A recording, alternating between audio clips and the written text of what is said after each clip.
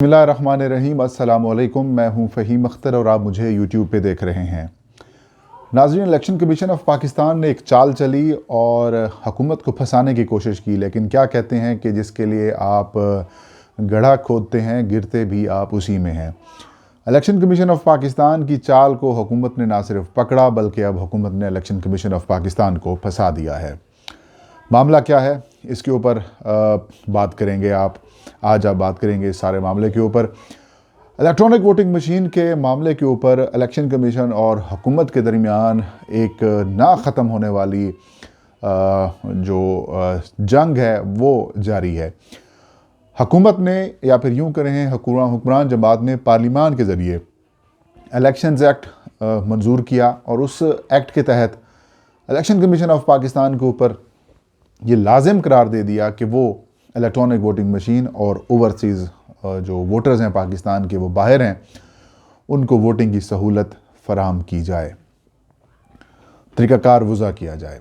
Election commission of Pakistan जब से हुकूमत ने इलेक्ट्रॉनिक वोटिंग मशीन तैयार की, वज़ारत साइंस एंड टेक्नोलॉजी ने ये मशीन तैयार की, उसके बाद डेमोज़ दिए गए, तब से इलेक्शन कमीशन ऑफ पाकिस्तान मुखालफत कर रहा है इलेक्ट्रॉनिक वोटिंग मशीन की।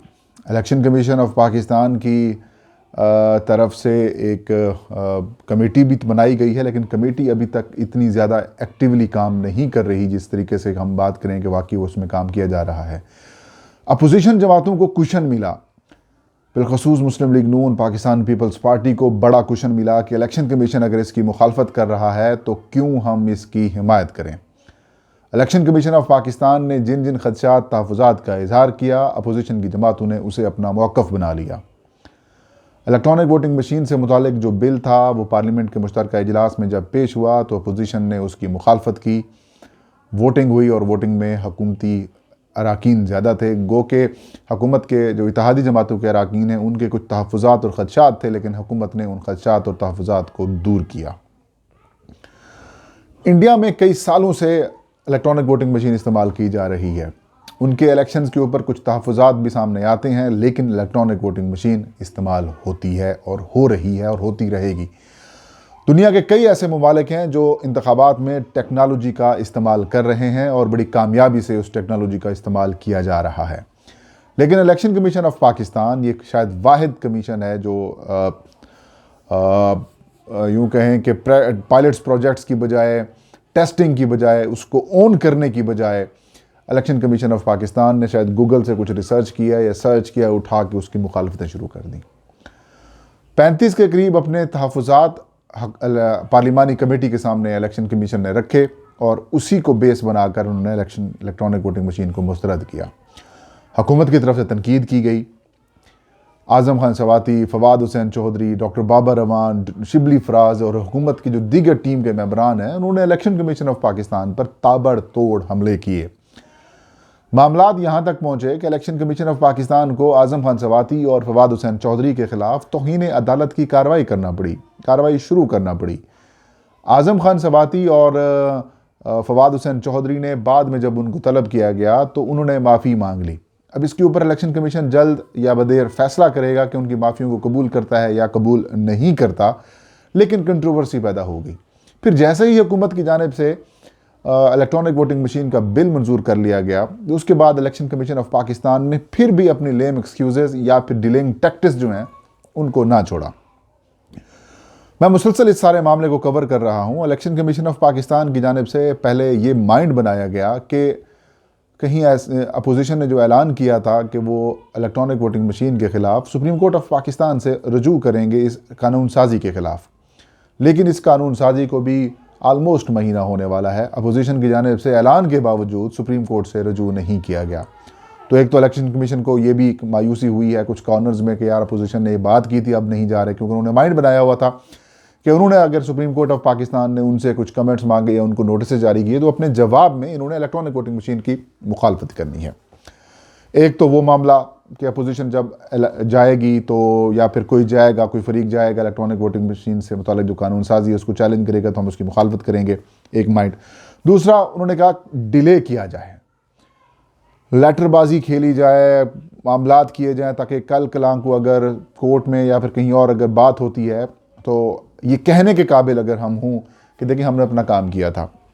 3 इलेक्शन कमीशन ने ईवीएम्स पर कमेटियां बनाई, फिर हुकूमत की जानिब से भी टाइम फ्रेम बना दिया गया कैबिनेट कमेटी का, तो उसको इलेक्शन कमीशन ने बड़ा माइंड किया। फिर उस हुकूमती टाइम फ्रेम कमेटी के सरबराह जो हैं वो ईवीएम कमेटी के सरबराह डॉक्टर जो शिबली फराज हैं, उन्होंने चीफ इलेक्शन कमिश्नर से मुलाकात की और मेंबरान से मुलाकात की, और मुलाकात में उन्होंने कहा कि जो आप कहेंगे हम तैयार हैं, आपको हर चीज़ प्रोवाइड करेंगे। फिर 9 तारीख को इलेक्शन कमीशन की जानिब से एक मरासला अरसाल किया गया वजारत साइंस एंड टेक्नोलॉजी को, जो कि मैंने गुज़श्ता रात जो मैंने वीडियो की थी उसमें भी आपको मैंने उसका हवाला दिया था। इलेक्शन कमीशन ने कहा कि इस्लामाबाद के बल्दियाती इंतखाबात कराने के हवाले से सदर मुमलिकत डॉक्टर आरिफ अलवी की जानिब से एक ऑर्डिनेंस जारी किया गया है, जिसके तहत बल्दियाती इंतखाबात को इलेक्ट्रॉनिक वोटिंग मशीन के तहत कराना है। इलेक्शन कमीशन ऑफ पाकिस्तान ने कानून का मुकम्मल तौर पर जायज़ा लिया और जायज़ा लेने के बाद ये फैसला किया जो मेयर इस्लामाबाद की नशस्त होगी उसके ऊपर इलेक्ट्रॉनिक वोटिंग मशीन इस्तेमाल की जाएगी। कुल 800 पोलिंग स्टेशन होंगे इस्लामाबाद के कौमी असम्बली के तीनों हल्कों पर मुश्तमिल जो मेयर का इलेक्शन होगा उसके, और उसके 3100 पोलिंग बूथ होंगे। तो 3100 पोलिंग बूथ्स के ऊपर अलग-अलग इलेक्ट्रॉनिक वोटिंग मशीन रखी जाएगी और हर पोलिंग स्टेशन के ऊपर एक स्पेयर या फिर एक कह सकते हैं कि ट्रबल शूटिंग अगर हो जाती है तो उसके लिए एक अलग से इलेक्ट्रॉनिक वोटिंग मशीन रखी जाएगी। तो यूँ 3900 इलेक्ट्रॉनिक वोटिंग मशीनें इलेक्शन कमीशन ने मांगी हैं, साथ में टेक्निकल सपोर्ट समेत प्रोडक्शन और बाकी मामला और तरबियत वगैरह और उसके बाकी मतलब जितनी भी इसकी टेक्निकलिटीज़ हैं वो भी सारी इलेक्शन कमीशन ऑफ पाकिस्तान ने मांगी हैं। इलेक्शन कमीशन ये माइंड बना के बैठा था जो मैं चाल उनकी बता रहा था कि प्रिंसिपल अकाउंटिंग ऑफिसर जो हैं वो इलेक्शन कमीशन ऑफ पाकिस्तान है, अथॉरिटी जो है वो इलेक्शन कमीशन ऑफ पाकिस्तान है, और जो अथॉरिटी है उसने मतलब कानून के तौर पर जितनी भी प्रोक्योरमेंट करनी है वो इलेक्शन कमीशन ऑफ पाकिस्तान कर सकता है, क्योंकि हुकूमत लमसम बजट दे देती होती है और इस बजट के तहत जो है वो कोई भी इदारा जो है वो चीज़ें ख़रीदारी करता है। जितने भी इलेक्शंस होते हैं वो उसके अंदर जितना भी मटेरियल यूज़ होता है वो सारा इलेक्शन कमीशन ऑफ पाकिस्तान ख़ुद ख़रीदता होता है। तो ये पहली बार देखा कि इंतखाबात से मुताल्लिक़ कुछ मटेरियल ख़रीदने के लिए वजारत साइंस से रब्ता किया गया। इसका मकसद ये था कि हुकूमत जो है वो सरियान इनकार कर देगी कि रूल्स के मुताबिक आप हम नहीं करेंगे, और इलेक्शन कमीशन ऑफ पाकिस्तान को ख़ुद ख़रीदारी ना करनी पड़े और जो एक्सक्यूज़ हैं वो गवर्नमेंट के ऊपर आ जाएँ। वजारत साइंस ने बड़ा खूबसूरत जवाब दिया है, जो मेरे पास जवाब है, और उस जवाब में इलेक्ट्रॉनिक वोटिंग मशीन के हवाले से जो इलेक्शन कमीशन की चाल थी वो उन्होंने पकड़ के उन्होंने ऐसा फंसाया इलेक्शन कमीशन को कि शायद अब सोच रहे होंगे कि भाई ये तो हमसे गलती हो गई है। कमीशन बुनियादी तौर पर माइंड तो यही है कि ईवीएम्स यूज़ नहीं करनी, लेकिन वजारत साइंस एंड टेक्नोलॉजी ने उनको अब इंगेज कर लिया। अब इंगेज ऐसे किया है कि वजारत ने कहा है कि इलेक्शन कमीशन ऑफ पाकिस्तान के इस फैसले को सराहते हैं कि आप इंतखाबी अमल में टेक्नोलॉजी का इस्तेमाल कर रहे हैं। वजारत साइंस एंड टेक्नोलॉजी और वफाकी हुकूमत आपको हर किस्म की सहूलत और मुआवनत फराहम करने के लिए तैयार है। उन्होंने कहा है कि इलेक्शन कमीशन ऑफ पाकिस्तान पहले हमें बताए कि आपको कौन सी इलेक्ट्रॉनिक वोटिंग मशीन चाहिए।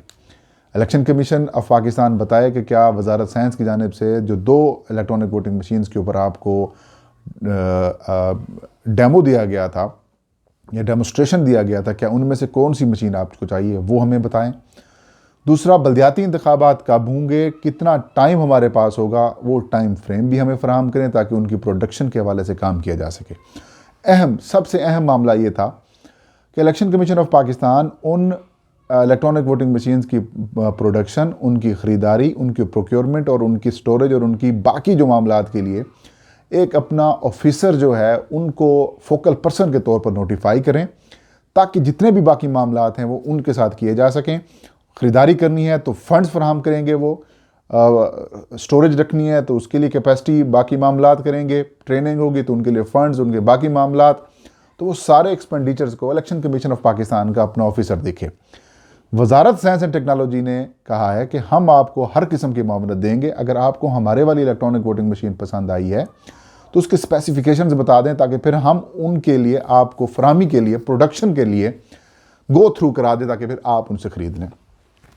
अब इलेक्शन कमीशन ये समझ रहा था कि वजारत science and technology to the point इनकार कर देगी, देखें हमारा काम नहीं है, आपका अपना काम है, जाएँ टेंडर कराएँ और ख़रीदें। लेकिन उन्होंने कहा कि इंगेज कर लिया। अब इंगेजमेंट में इलेक्शन कमीशन ऑफ पाकिस्तान बुरे तरीके से ट्रैप हो गया है और ये समझ नहीं आ रही थी कि अब इनके साथ क्या होगा। अब करना पड़ेगा, अब मामलात जो है वो निकलने नहीं पाए जा रहे हैं, फंस चुकी है इलेक्शन कमीशन। तो नाज़रीन, ये थी आज की वीडियो। इंशाल्लाह नेक्स्ट वीडियो में नई खबर नए इशू के साथ मैं हाजिर हूँगा। तब तक मुझे इजाज़त दीजिए। अपना और अपने चाहने वालों का बहुत सारा ख्याल रखें। अल्लाह हम सबका हामी नासिर हो।